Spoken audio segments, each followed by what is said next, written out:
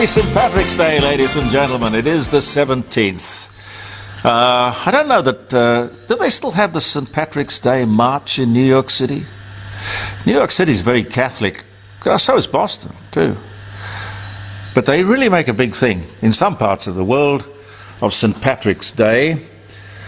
Tell you a little bit about him. Of course, we mustn't forget the... no, that was the St. Valentine's Day Massacre, wasn't it? A completely different saint. My mind was wandering. I'm sorry. No, St. Patrick, all-round good guy. St. Patrick, 1432. No, I'm sorry, 432. That's the year. 432.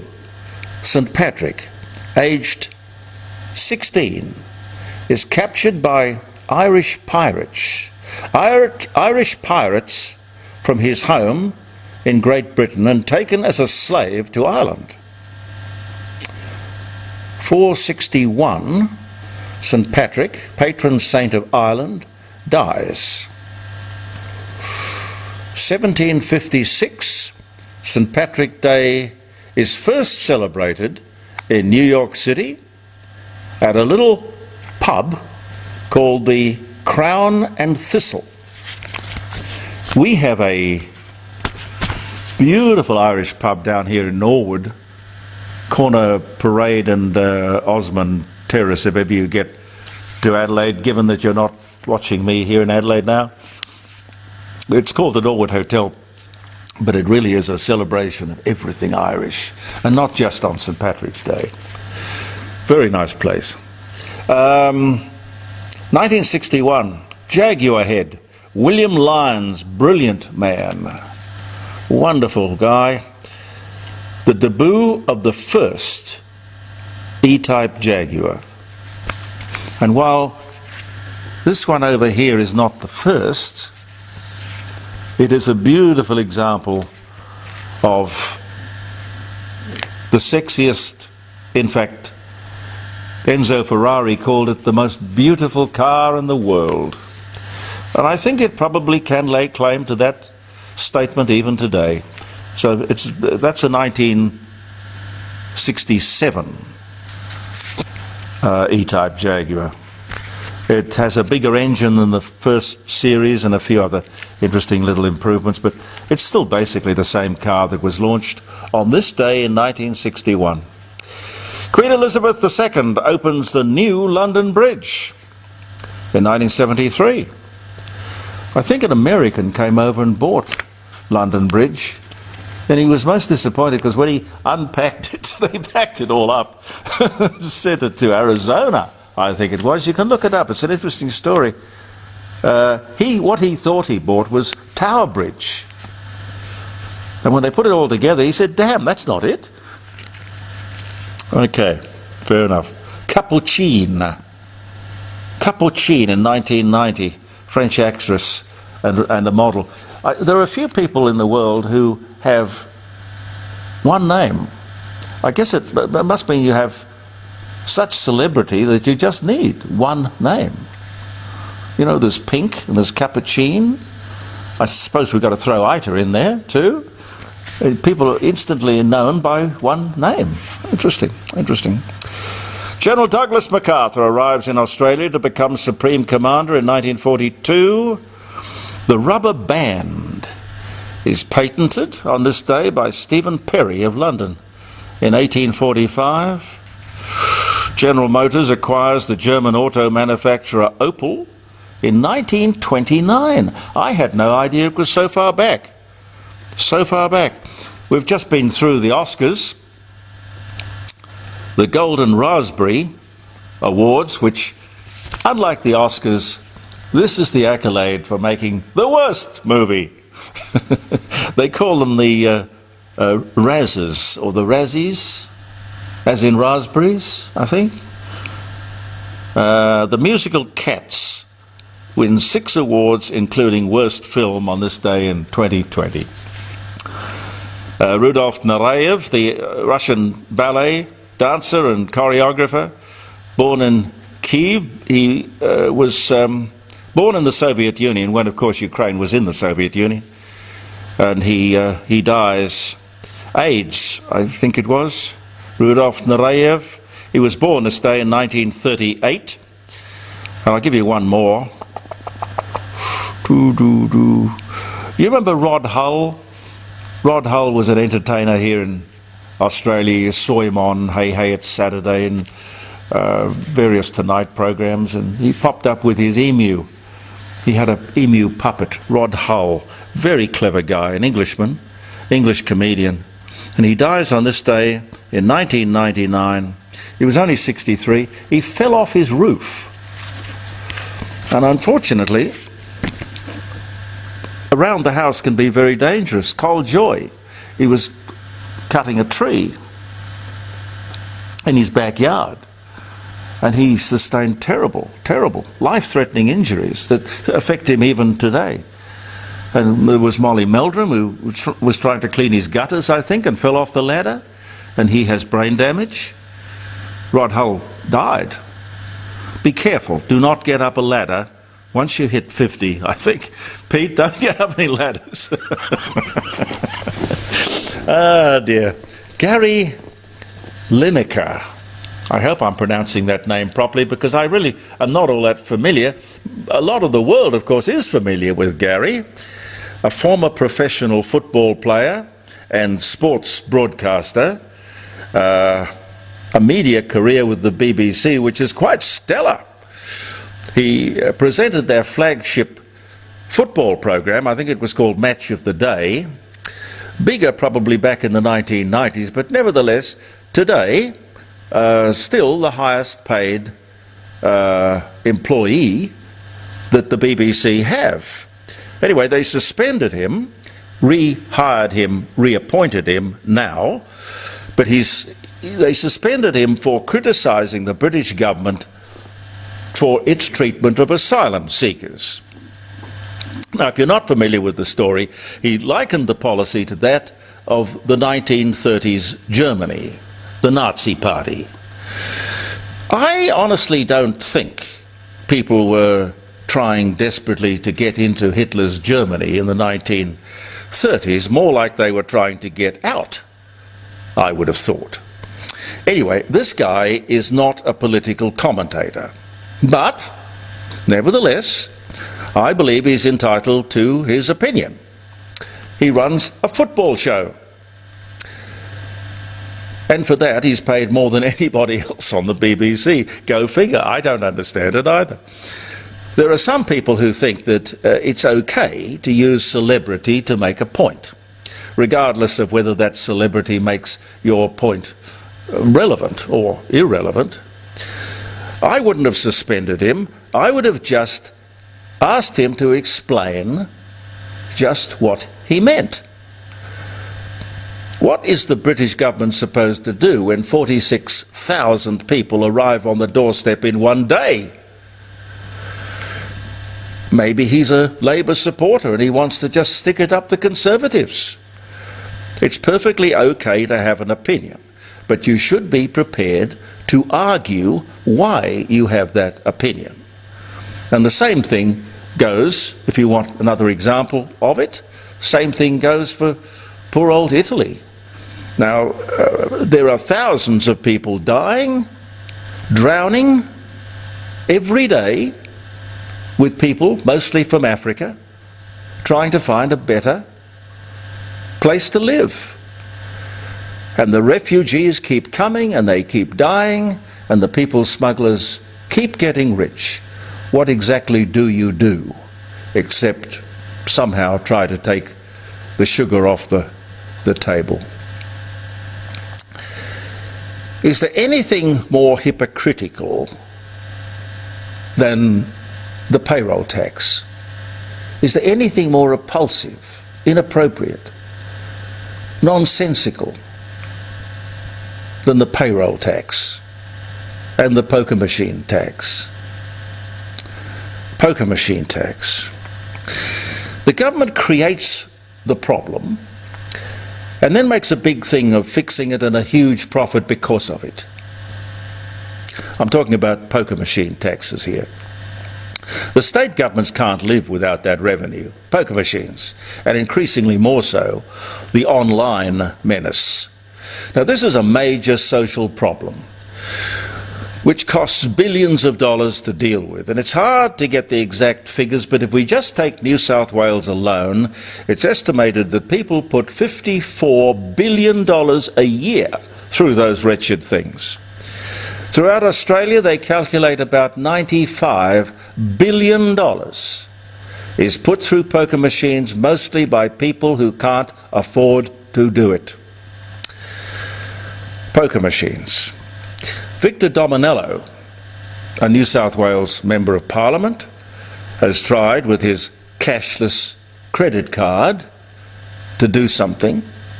This is where you have to set an amount that you're prepared to lose before you start playing. And you're not putting money through the machine, you're putting credit through the machine. Now, these clubs are very, very powerful politically. Their lobby turned on the Gillard government and did that most effectively. So will we ever get rid of these evil things? Will they ever be banned? Removed? No. Nope. First, there is, of course, the tax revenue. Then there is the criminal elements, the alleged funding of terrorism, alleged money laundering. Then, of course, there's the gambling lobby. They talk about the gun lobby in America. These gambling guys here are far more effective, organised. Gambling, particularly poker machines, is a self-imposed social problem, or really social evil. Perfectly okay for every city to have a big, beautiful casino. Nothing wrong with it. But you don't have to turn every pub and club on every corner into a casino. That is antisocial. And who would vote for a government who would think that is a good idea? I have no doubt that the governments of Australia, when you look at it in the cold hard light of day, they are the real pokey addicts. But what are we going to do about it? I saw a documentary on children going to school hungry and charitable organisations coming to the school to feed them, the children. Now, I do not mean to be judgmental, but the truth is that the schools in this documentary were all set in the northern suburbs of Adelaide. The northern suburbs of Adelaide is where the poker machines are most numerous and most profitable. A coincidence? Are parents putting housekeeping money through poker machines when they should be going to the supermarket? The simple answer is yes. On the face of it, yes. And in the poorer socio-economic suburbs right across this country, the same thing is happening. Successive governments have turned a blind eye. Is it the gambling lobby? Or is it simply the revenue? We didn't have poker machines here for a long, long time. And I well remember I was on the air at 5DN at the time, and there was extensive lobbying to get them into the state. And the government of the day, the Liberal government of the day, never should have allowed it. Never. I was listening to some of this nonsense about nuclear-powered submarines, which of course will remain in the news for a while.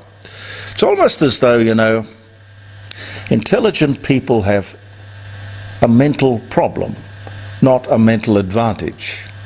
A mental problem. Half their brain they devote to intelligent commentary, thinking, judgment. The other half is somewhere back in the Stone Age. There are intelligent people who have a Neanderthal understanding of nuclear energy. Nuclear energy, how evil it is. Frightening. It might surprise people to know that we have had a nuclear reactor here in Australia at Lucas Heights, which is a Sydney suburb, for 50 or 60 years. Did you know that, Pete? No, I didn't, no. Yep. 50 or 60 years. And it has never been controversial. For Australia, with so much uranium, it would have seemed like a no-brainer that we got involved in the nuclear age a long, long time ago. Think Professor Harry Messel. He was a world authority. I think Harry would be dead now, but in his day he was a world authority on the atom age. To turn our backs on this technology is like Saudi Arabia capping all the oil wells and going back to riding camels and living a Bedouin life in a tent. No, they are smart, the Saudis. They have embraced the modern world and the God-given resources that they have. And we are being pushed around by a whole lot of left-wing political numbskulls who, for some dark age reason, believe that atomic power is the root of all evil. Yet without nuclear medicine, where would we be?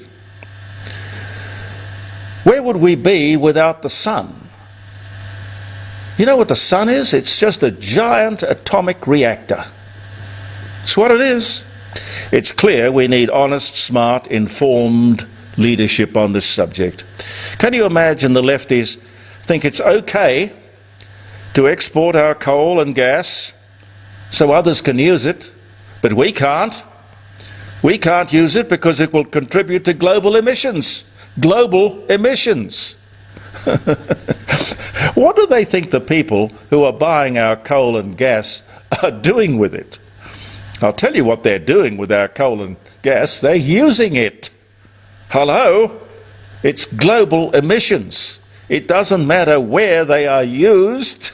It's so silly, isn't it?